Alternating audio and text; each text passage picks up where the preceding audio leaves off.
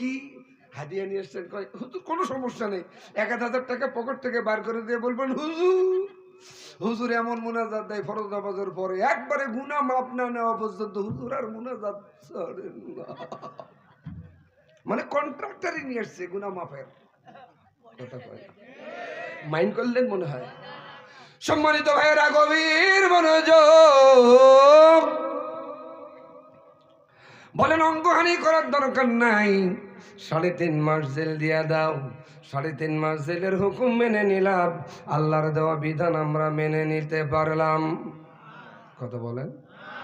কোরআনুল কারিমে আল্লাহ ওই সমস্ত মানুষদেরকে উল্লেখ করে আয়াতে কারিমা নাজিল করলেন, ওমাল্লাম ইয়াহকুম বিমা আনজালাল্লাহু ফাউলাইকা হুমুল কাফিরুন। আমি আল্লাহর দেওয়া বিধান অনুযায়ী, কোরআন অনুযায়ী যারা সামাজিকভাবে রাষ্ট্রীয়ভাবে বিচার ফয়সালা করে না, এরা শুধু কাফের নয়, এরা টাটকা কাফের। কথাকার। 2 নম্বর আয়াতে কারিমায় আল্লাহ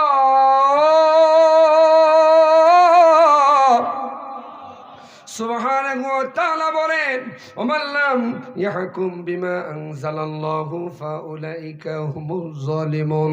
আমি আল্লাহর দেওয়া বিধান অনুযায়ী, কোরআন অনুযায়ী যারা সামাজিকভাবে রাষ্ট্রীয়ভাবে বিচার ফয়সালা করে না, এরা শুধু জালেম নয়, এরা টাটকা জালেম। আর জালেমদের কাজ হলো নিরপরাধ মানুষগুলো ওর উপর জুলুম করা। অতীতে করেছেন ওরা, এখন করছেন এরা। 3 নম্বরে কারিমাই আল্লাহ সুবহানাহু ওয়া তাআলা বলেন, ওমাল্লাম ইয়াহকুম বিমা আনজালাল্লাহু ফাউলাইকা হুমুল ফাসিকুন। আমি আল্লাহর দেওয়া বিধান অনুযায়ী, কোরআন অনুযায়ী যারা সামাজিকভাবে রাষ্ট্রীয়ভাবে বিচার ফয়সালা করে না, এরা সলিড ফাসিক। 1 নম্বর কাফের, 2 নম্বর জালেম, 3 নম্বর ফাসিক। হতে চাই? কারা কারা চান না? হাত তোলেন। চান না কারা? হতে চাই না? তোলেন হাতগুলো, এরকম করেন। 2 হাত তোলেন তো, 2 হাত তোলেন। লিল্লাহে তাকবীর। আল্লাহ কবুল করুন। সম্মানিত ভাইয়েরা, যদি হতে না চাই, নবীর তরিকা অনুযায়ী পথে চলার দরকার আছে না নাই? আসুন, ওয়াজ কেবল শুরু, নবী এখনো নবী হন নাই। বয়স হলো 8 বছর। কত বছর? সুবহানাল্লাহ বলবেন না? কিন্তু মুফাসসিরগণ বলেছেন উনি নবী হয়েই জন্মগ্রহণ করেছেন। সুবহানাল্লাহ বলে। ওই সময়ের প্রধানমন্ত্রী, prime minister mister Abu Jahl. নাম কি? আবু জেহেল। চিন্তা করছেন আমি রাষ্ট্রীয় সফরে যাব। মারহাবা বলেন। তো অনেক মানুষ না নিয়ে গিয়ে আমি সহ আর 2 জনকে আমি সিলেক্টেড করব। আমাদের রাষ্ট্রপতি অথবা ইউনূস সাহেব যদি কোনো রাষ্ট্রের সফরে যায়, দেখবেন হেলিকপ্টারও জায়গা ধরে না। কিন্তু আবু জেহেল কি বিচক্ষণ দেখেন, বেশি মানুষ নিলেন না, 2 জন চুজ করলেন, চয়েস করলেন। 1 নাম্বার তালিকায় আছেন আব্দুল্লাহর বেটা মোহাম্মদ। বাড়িতে এখন সুবহানাল্লাহ। আচ্ছা, 5 বিবির ভাইরা বলেন তো, সুবহানাল্লাহ বললে কি হয়? খালি নেকি নয়, বললেওয়ালা লোকটার আমলনামায় একটা জান্নাতে ফলের গাছ তৈরি করা হয়। আরো জোরে কোন। এই গাছের গোড়াটা থাকবে উপরে, ফলগুলো থাকবে নিচে। আপনি শুধু নিয়ত করবেন অমুক ফলটা খাবো, টপ করে মুখে পড়বে। তা আল্লাহ খাওয়াবে। আপনি সুবহানাল্লাহ আলহামদুলিল্লাহ বললে খুব কৃপণতা মনে হচ্ছে, একটা আওয়াজ দিয়ে বলেন সুবহানাল্লাহ, আল্লাহু আকবার। আর যদি খুব কষ্ট হয় তাহলে দোয়া করে দিই। এদিকে তাকান। সম্মানিত ভাইয়েরা, আপনারা 1টা পর্যন্ত থাকবেন, আমি এটাও জানি, কিন্তু আমি থাকবো না, পাক্কা কথা। কারণ হলো আমি সেই কুড়িগ্রাম নাগেশ্বরী থেকে আসতেছি। এইদিকে তাকান, গভীর মনোযোগ। আবু জেহেল 2 জন রে চুজ করলেন, চয়েস করলেন, সিলেক্টেড করলেন। 1 নাম্বার তালিকায় আছেন আব্দুল্লাহর বেটা মোহাম্মদ। 2 নাম্বার তালিকায় তার ছেলে, নাম হলো আকরামা। নাম কি? সেই সময় জাহাজ, হেলিকপ্টার, প্লেন কিছুই ছিল না। আরবের মরুভূমির উটগুলোকে জাহাজ হিসেবে ব্যবহার করত। সুবহানাল্লাহ। সকালবেলা বাড়ির থেকে বাইর হলেন, ছেলে দুটোরে নিয়ে আবু জেহেল। সকালবেলা বাড়ির থেকে বের হইছে, সন্ধ্যা ঘনিয়ে আসে, বাড়ি আসে না। আপনি 5 বিবির হাটত যাবেন সকালে, সন্ধ্যা হয়ে যাবে, আপনি আসবেন না। দুনিয়ার কেউ চিন্তা করবে না, আপনার বউ যদি থাকে চিন্তা করবে। আবু জেহেলের বউ এরকম চিন্তা করতে লাগলো।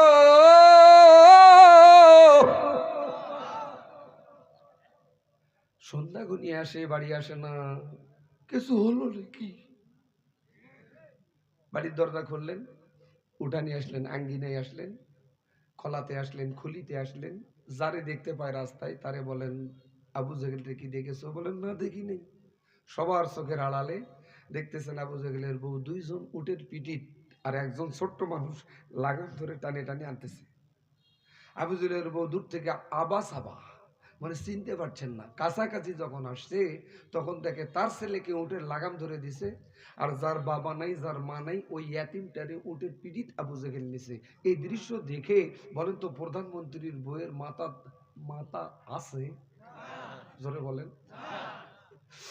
ইন্ডিয়া বাংলাদেশ যাতায়াত করতেছে মাথা। আবু জেহেল রে, তুমি মানুষের কাছে মুখ দেখাইতে পারো, আমি প্রধানমন্ত্রীর বউ মুখ দেখাবো কেমন গো? সম্মানবোধ বলতে তো কিছু আছে। তোমার ছেলেকে উটের লাগাম ধরে দিছো, যার বাবা নাই, যার মা নাই, ওই ইয়াতিম কুলাঙ্গারটারে তুমি উটের পিঠিত দিছো। তোমার শরম নেই, লজ্জা নাই, অকথ্য ভাষায় গালিগালাজ। আবু জেহেল চোখ মুখ বুজে সহ্য করলেন। সম্মানিত ভাইরা বলেন তো, এরকম জাহেল মার্কা বউ আছে না নেই? এখনো কিছু বউ আছে, স্বামী যদি ধরে সকালে একেবারে মাগরিব হতে হতে কাপড় ধোয়ার মতন,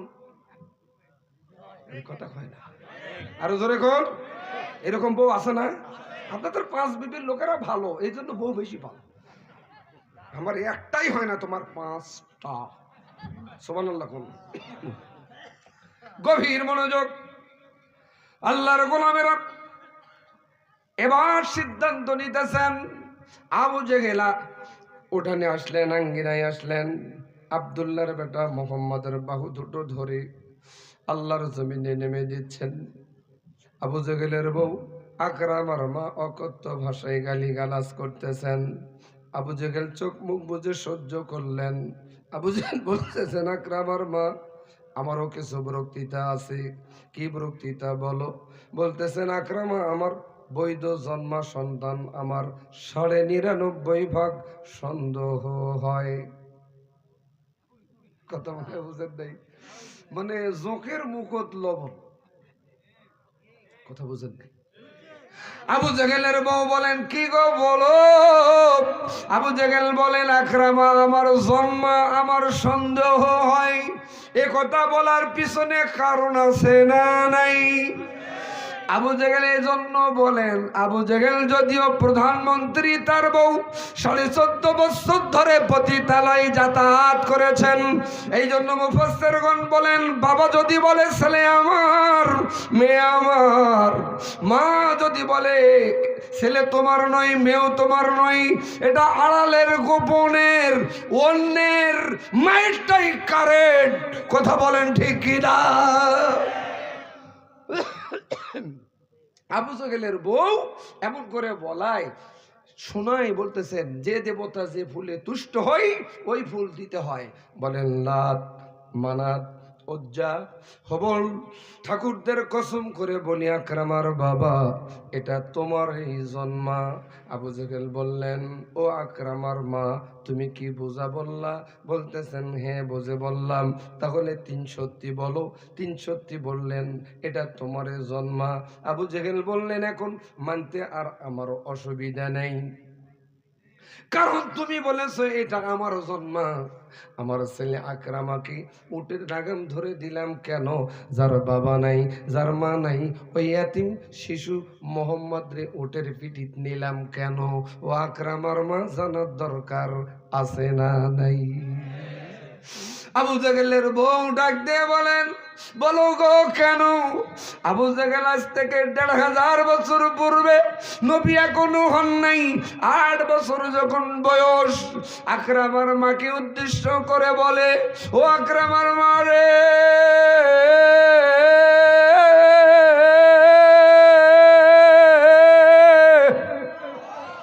আমি আবু জেহেলের জানা মতে এই মোহাম্মদ সাধারণ কোনো মানুষ হবে না, মোহাম্মদ হবে আখিরি জামানার নবী। আবু জেহেল বলেন, নবীদের মান মর্যাদা নিচু স্থানে হয় না, নবীদের মান মর্যাদা উঁচু স্থানে হয়। এই জন্য আমার ছেলেকে ওটের লাগাম ধরে দিয়েছি। যার বাবা নেই, যার মা নেই, ওই এতিম নবীরে আমি ওটের পিঠে নিয়েছি। আমি বলতে চাই, ও গদাইপুরের ভাইয়েরা, পাঁচ বিবির ভাইয়েরা, ইসলামের বিরোধিতা সবচাইতে আবু জেহেল করলেন। কিন্তু কেন হয়, কারণ কি জানার দরকার আছে না নেই? নবীর বয়স 8, সামনে বাড়তেছে 9, 10, 15, 29, 39, সে পর্যন্ত নবী আলামিন। আলামিন মানে মিথ্যাবাদী না, আমি মনে ভুল,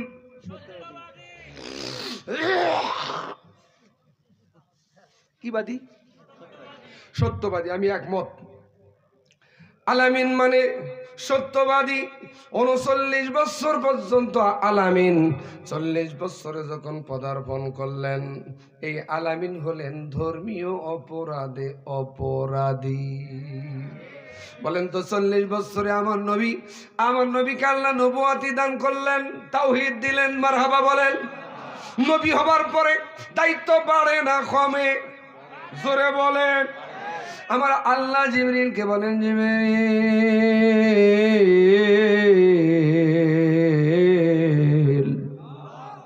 আমার নবীর কানে কানে গিয়া বলো, এ কালেমার দাওয়াত পৌঁছাই দিতে হবে। নবী বলেন, ভাই জিবরিল, দাওয়াত দিব কোন জায়গায় রে? সুবহানাল্লাহ বলেন। এজন্য বলি, নবীর দাওয়াত কোন জায়গায় আর আমাদের দাওয়াত কোন জায়গায়? নবীর তরিকা অনুযায়ী দাওয়াত যদি না হয়, কিয়ামত পর্যন্ত দাওয়াত দিবেন, এ দাওয়াতে কোনো লাভ হবে না ভাই। জিবরিল আমিন বলেন, ইয়া রাসূলুল্লাহ, আবু জেহেল এমপি মন্ত্রী নিয়ে সংসদে বসা। সুবহানাল্লাহ বলবেন না? সংসদে বসা। নবীজি দেরি করবেন না, যান দাওয়াত নিয়ে। নবীর সাহাবীদেরকে নিয়ে নবীজি দাওয়াত পৌঁছে দিবার উদ্দেশ্যে সংসদে গেলেন। লা ইলাহা ইল্লাল্লাহু মুহাম্মাদুর রাসূলুল্লাহ। বলেন তো, আবু জেহেল কে কালেমার অর্থ জানতেন না? হুকুমদাতা কে? জোরে বলেন কে? আইনদাতা কে? বিধানদাতা কে? সমস্ত কর্তৃত্ব নেতৃত্বের মালিক কে? আল্লাহু আকবার বলেন। আবু জেহেলকে মোহাম্মদ বলেন, চাচা, এতদিন বুঝি নাই আপনার তৈরি করা সংবিধান অনুযায়ী সমাজ রাষ্ট্র চালিয়েছেন, আমরা চলেছি, মেনেছি। এখন আজ থেকে আর মানতে আমরা রাজি নই। মারহাবা বলেন। চাচা, দাওয়াত দিয়ে গেলাম, মানার মতো হলে মানবেন, যদি না মানেন আমার কর্মী বাহিনীদেরকে নিয়ে সিংহাসন থেকে রাস্তায় নেমে দিবার সিদ্ধান্ত মোহাম্মদ নিয়ে ফেলেছে। এই দাওয়াত দিয়ে বাড়ি আসলেন। আবু জেহেল দেরি করলেন না, বিলম্ব করলেন না, লেট করলেন না। দারুন নাদোয়ার বৈঠক, সংসদ অধিবেশন দ্রুত গতিতে ডাকলেন। ক্ষমতার থাকে না, এগুলো অস্ত্র সব হুজুর করবে না, ক্ষমতা থাকবে না। কি করতে হবে? এমপি মন্ত্রীরা পরামর্শ দিলেন, আপনি যেহেতু প্রধানমন্ত্রী আর আপনার ভাতিজা, আপনি সিদ্ধান্ত নেন। আবু জেহেল বলতেছেন, মোহাম্মদ যে দাওয়াত দেয়া গেল, এখন আর ক্ষমতা আমাদের হাতে রাখা যাবে না, যাতে কি করা যায়? বলতেছেন, সিদ্ধান্ত চূড়ান্ত নেওয়া হোক, মোহাম্মদ জাতির কানে কালেমার মেসেজ পৌঁছাই দিতে না পারে, যেতে না পারে, বন্দি করো। এ বন্দি নীতি তো আজকের নয়, আজ নবী নাই, নবীর ওয়ারিসদেরকে যারা বন্দি করলো তারা আর এরা এক। ভাইরা আমার, বন্দি করলেন শিয়াবে আবু তালেব নামক পাহাড়ের পাদদেশে, নবী সহ নবীর সাহাবীদেরকে বন্দি করলেন। আপনি বন্দি করতে পারেন, বিচার করতে পারেন, কিন্তু খাদ্য বন্ধ করে দেওয়া মানবতা বিরোধী অপরাধ। নবীর সাহাবারা বলছেন, ইয়া রাসূলুল্লাহ, ইয়া হাবিবাল্লাহি, আমাদের কাছে কিছু খাদ্য ছিল, আমরা সেই খাদ্যগুলো তো শেষ করে ফেলেছি, এখন আমরা কি খেয়ে জীবন যাপন করব? নবীজি আমার ডাক দিয়ে বলেন, সাহাবীরা রে, ওই যে দেখা যায় বাবলা গাছের চামড়াগুলো উঠাই নিয়ে এসে খাও। গাছের চামড়াগুলো যখন শেষ হয়ে গেল, নবী সাহাবারা বলেন, ইয়া রাসূলুল্লাহ, এখন আমরা কি খেয়ে জীবন যাপন করব? নবীজি ডাক দিয়ে বলেন, গাছের পাতাগুলো ছিঁড়াই নিয়ে আসে, চাবাই খাও। গাছের পাতাগুলো যখন শেষ হয়ে গেল, নবীজি সাহাবারা বলেন, ইয়া রাসূলুল্লাহ, এখন আমরা কি খেয়ে জীবন যাপন করব? নবীজি বলেন, ওই যে উটের চামড়াগুলো দেখা যায়, লোমগুলো ফেলে দিয়ে শুটকি মাছের মতন বেজে খাও। 3 বছর ধরে কোন মুফাসসির বলেছেন 3.5 বছর নবী এবং নবীর সাহাবীদেরকে আবু জেহেল জেলখানায় বন্দী করেছে। যার সুপারিশ ছাড়া আমরা কেউ জান্নাত যেতে পারবো না, তার মতো মানুষকে যখন জেলখানায় বন্দী করেছেন, আবু জেহেল চিন্তা করতেছেন, মুহাম্মদের বিচার যদি না করি, জাতি যদি একবার জেগে যায়, আন্দোলনে নামে, ক্ষমতা ধরে রাখা মুশকিল হয়ে যাবে। এবার নাটক মঞ্চ তৈরি করলেন, আন্তর্জাতিক ট্রাইব্যুনাল গঠন করলেন আবু জেহেল। আজ থেকে 1500 বছর পূর্বে, বলেন তো আজ ওই ট্রাইব্যুনাল আছে না নাই? বিএনপির স্থায়ী কমিটির সদস্য সালাউদ্দিন কাদের চৌধুরী বলেছেন, এই ট্রাইব্যুনালে আমাদের বিচার করতেছে, করুক। দেশবাসীর কাছে আমার আবদার নিবেদন, এই ট্রাইব্যুনালটা যেন থাকে। উনি বিচক্ষণ মানুষ, খুব পারদর্শী মানুষ, বুঝতে পেরেছেন শেখ হাসিনারও এই ট্রাইব্যুনালে বিচার হবে তার কর্মকাণ্ডের কারণে। 15 মাসের ভিতর আমরা দেখতে পেলাম শেখ হাসিনারও ওই ট্রাইব্যুনালে ফাঁসি দেওয়া হয়েছে। আল্লামা সাঈদী বলেছেন, 12 কোটি মানুষ যখন গাছের গোড়ায় ধাক্কা দিবে, দিল্লি গিয়া মামু বাড়ি গিয়া পড়বা। এখন মামু বাড়ি আসো, বাপের বাড়ি নিয়ে এসে তোমার ফাঁসির রায় কার্যকর করা হবে, কোন বাপের বেটা বেটি ঠেকাইতে পারবে না। কষ্ট হচ্ছে আপনাদের? সম্মানিত ভাইরা, গভীর মনোযোগ। এবার আবু জেহেল সিদ্ধান্ত নিলেন, বিচার করতে গেলে বিচারপতি নিয়োগ দেওয়ার দরকার আছে না নেই? আন্তর্জাতিক বিচারক নিয়োগ দিলেন 25 জন। কতজন? এই 25 জন সহ আবু জেহেল সে পর্যন্ত জেলখানা পরিদর্শন করার জন্য এসেছেন। এক জেলখানার থেকে আর এক জেলখানায় জেলার যদি যায়, রাষ্ট্রের কোনো কর্মচারী কর্মকর্তারা বড় যদি যায়, খাদ্যের মানটা একটু ভালো হয়। আবু জেহেল এসেছেন বিচারপতিরা সহ, সে পর্যন্ত খাদ্য বন্ধ। পরিদর্শন করে রাস্তা দিয়ে হেঁটে যায়, আবু জেহেল দেখতে পাই দূর থেকে একটা মহিলা।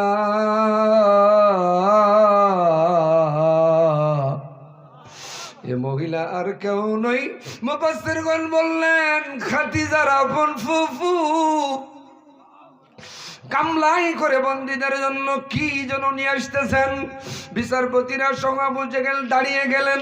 মহিলা আবু জেহেলের সামনাসামনি আসাই আবু জেহেল ডাক দিয়ে বলেন, মহিলা কামলাই কি গো? বলছেন বন্দীদের জন্য খাবার। আবু জেহেল শোনার পরে রাগে রাগান্বিত হয়ে বলেন, আমি রাষ্ট্রের সরকার খাদ্য বন্ধ করে দিলাম, আর তুমি খাদ্য রান্না করে নিয়ে আসছো, এত বড় স্পর্ধা তোমার।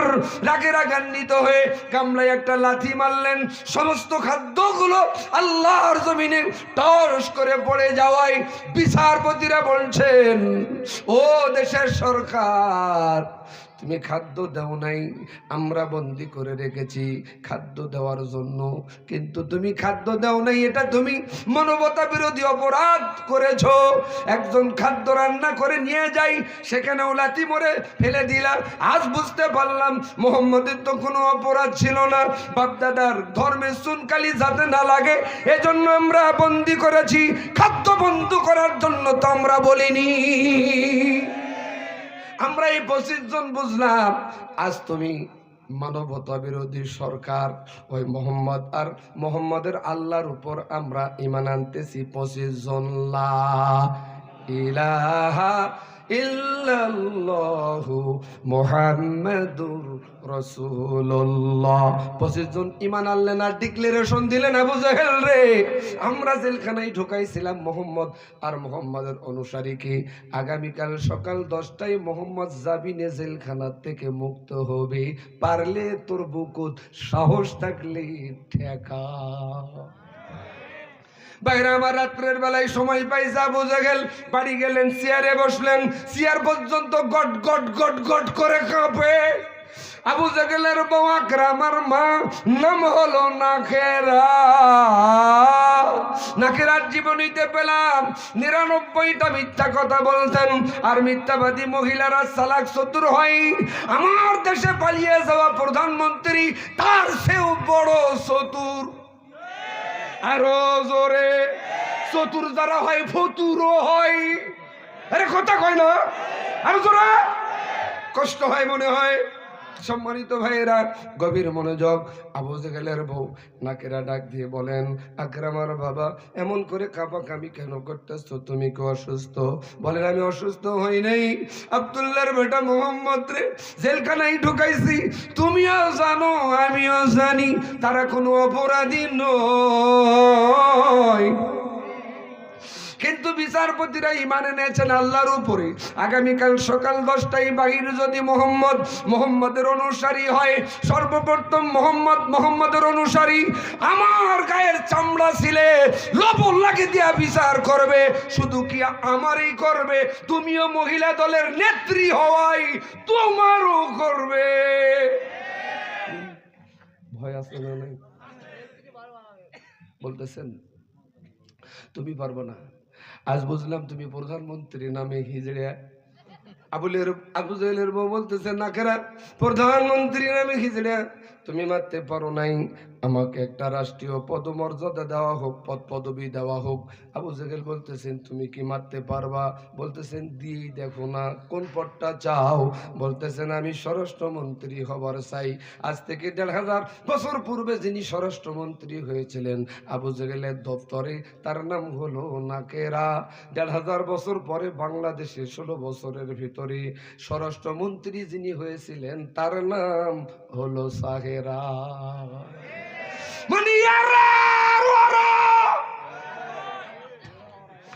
গভীর মনোযোগ সম্মানিত ভাইয়েরা আল্লাহর গোলামেরা এবার স্বরাষ্ট্রমন্ত্রী তাকে বানানো হলো মারহাবা বলেন স্বরাষ্ট্রমন্ত্রী যিনি হয় গোটা প্রশাসন তার হাতে যদি ইচ্ছা করত পুলিশ দিয়া মোহাম্মদের মাথার খুলি উড়াই দিবে কিন্তু না জাতি ধরে ফেলবে মহিলা খুব চালাক চতুর ওই সময় একজন সুশ্রী সুন্দরী মহিলা ছিল তার নাম হলো সাফিয়া যে দেখে তাকে প্রেমের প্রস্তাব দেয় বিয়ের প্রস্তাব দেয় ওই সময় একজন যোদ্ধা পালোয়ান ছিল তার নাম হলো রুকানা নাম কি রুকানার জীবনীতে পেলাম ভাইরা সকালবেলা আধা মন আটার রুটি দুপুর বেলা আধা মন রাত্রের বেলায় আধা মন 1.5 মন আটার রুটি যিনি খায় আমার মতন মনে হয় অযোদ্ধা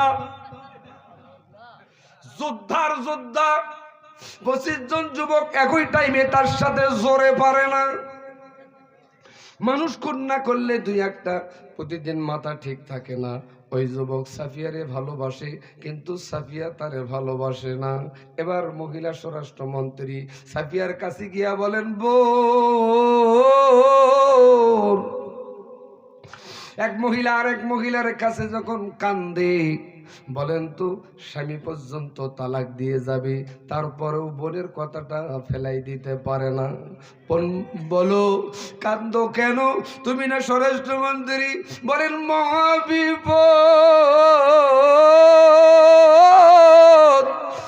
বিপদে পড়ে এসেছি বোন রে এই বিপদ থেকে যদি তুমি উদ্ধার করতে পারো টাকা লাগে টাকা দিব, নিরাপত্তা লাগে নিরাপত্তা দিব, বাড়ি চাও রাষ্ট্রীয়ভাবে বাড়ি করে দিব, যা চাও তাই দিব। মহিলা সাফিয়া বলেন, স্বরাষ্ট্রমন্ত্রী বোন বলো কি কি করতে হবে আগে বলবা তো। মহিলা বলতেছেন আগে বলো কাজটা করে দিবা। বলছেন আমি পারলে করে দিব, বলো। কথা নিল কথা দিল। বলতেছেন কাজটা করে দিতে পারলে নিরাপত্তার অভাব হবে না। কাজটা কি? বলছেন আব্দুল্লাহর বেটা মোহাম্মদ রে হত্যা করতে হবে। সম্মানিত ভাইয়েরা, গভীর মনোযোগ। বলছেন আমি মহিলা মানুষ মারবো কেমনে? বলছেন মহিলা মানুষ তুমি পারবা না, আমি জানি। তোমাকে একজন ভালোবাসে, তার নাম হলো রোকানা। এরা যখন পারে নাই, দাদা বাবুর দ্বারা আমাদেরকে মেরে নিছে। যারা ঠিক বলে নাই এরা ওই তরিকার লোক। আরো জোরে ভাইরা আমার। এবার নিরাপত্তার বিনিময়ে, টাকার বিনিময়ে সাফিয়া রোকানার বাড়ির দরজায় গেলেন সকালবেলা। যে দেখেন ঘুমন্ত অবস্থায় দরজায় লক করলেন। দরজা খুলে দিয়ে দেখেন সাফিয়া, তুমি আমার বাড়ির দরজায়। বলতেছেন তুমি 10 বছর আমার পিছনে ঘুরেছো, আমি তোমারে ভালোবাসি না, আমি তোমাকে পরীক্ষা করেছি, তোমাকে আমি ভালোবাসি এ কথা বলার জন্য।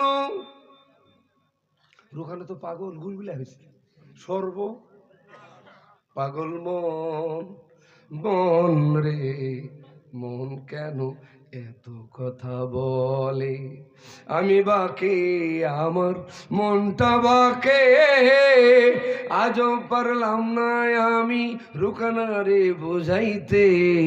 পাগল মন রে মন কেন এত কথা বলে? 80 তোলায় শের হলে 40 রে হয় মন। মনে মনে মন না মিললে হয় না আপনজন। পাগল মন রে মন কেন এত কথা বলে? ও পাগল মন, মন রে মন কেন সাফিয়া সাফিয়া করে? বলতেছেন তোমারে আমি ভালোবাসি সত্যি? বলছেন হ্যাঁ। তাহলে আজকে বিয়াও হোক। মহিলা বলতেছেন বিয়াও হবে, কিন্তু একটা শর্ত আছে রে। কি শর্ত বলো? বলতেছেন তুমি আমার জন্য কি করতে পারবো? রোকানা বলতেছেন তোমার জন্য আমি জীবন পর্যন্ত দিবার পারি। সাফিয়া বলতেছেন তুমি যদি জীবন দাও আমি কি নিয়ে থাকবো? তোমাকে চাই, শুধু তোমাকে চাই, আর কিছু জীবনে পাইবা না পাই।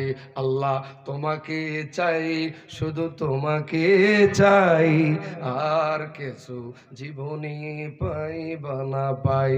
বুকের কাঁপন তুমি, এই বুকের স্বপন তুমি, রাসূল তোমার দেখা জান্নাতে পাই। তোমাকে চাই, শুধু তোমাকে চাই, আর কিছু জীবনে পাইবা না পাই। মারহাবা বলবেন না? সম্মানিত ভাইরা, কষ্ট হচ্ছে কি আপনাদের? গভীর মনোযোগ। মহিলা বলতেছেন আমার জন্য কি করতে পারবা? জীবন দিতে পারবো। জীবন দিতে হবে না, বলো আমার কাজটা করে দিবা। ও সাফিয়া বলো তোমার কাজটা কি? বলছেন আব্দুল্লাহর বেটা মোহাম্মদ রে হত্যা করতে হবে।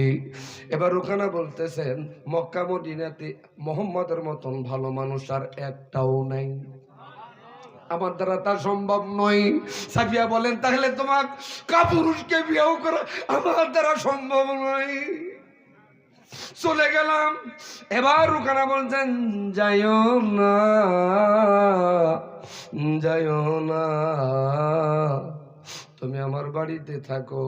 আব্দুল্লাহর বেটা মোহাম্মদ রে মেরে নাস্তা করব, তারপর বিয়াও করব। জেলখানার থেকে বাইর হলেন সবে মাত্র, বেলাল ফজরের আযান দেয়। আসসালাতু খায়রুম মিনান নাওম, আসসালাতু খায়রুম মিনান